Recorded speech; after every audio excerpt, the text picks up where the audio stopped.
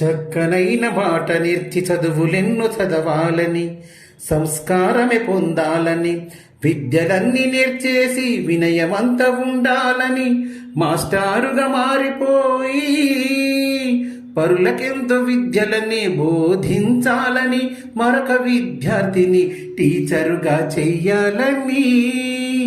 అది నా ఆశ, అది నా శ్వాస, అది నా ఆశయం.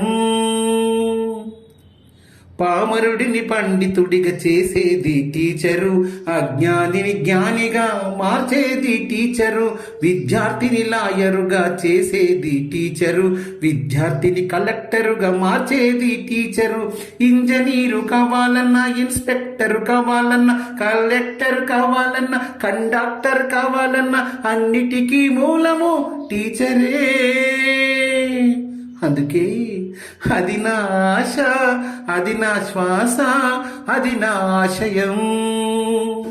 చక్కనైన బాట నేర్చి చదువులెన్నో చదవాలని, సంస్కారమే పొందాలని, విద్యలన్నీ నేర్చేసి వినయమంత ఉండాలని, మాస్టారుగా మారిపోయి పరులకెంతో విద్యలని బోధించాలని, మరొక విద్యార్థిని టీచరుగా చెయ్యాలని.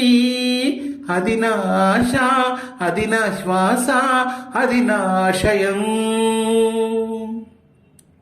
కృష్ణుడిని పరమాత్మగా తీర్చింది టీచరు, రాముడిని దేవుడిగా మార్చింది టీచరు, సిద్ధార్థుడి బుద్ధుడిగా మార్చింది టీచరు, గాంధీజీని మహాత్ముడిగా మార్చింది టీచరు, వివేకానందుడిని వెలికిలోకి తెచ్చింది, అర్జునుని అస్త్రంతో సవ్యసాచి చేసింది టీచరే.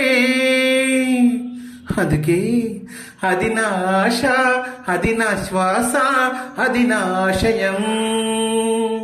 చక్కనైన బాట నేర్చి చదువులెన్నో చదవాలని, సంస్కారమే పొందాలని, విద్యలన్నీ నేర్చేసి వినయమంత ఉండాలని, మాస్టారుగా మారిపోయి పరులకెంతో విద్యలనే బోధించాలని, మరొక విద్యార్థిని టీచరుగా చెయ్యాలని.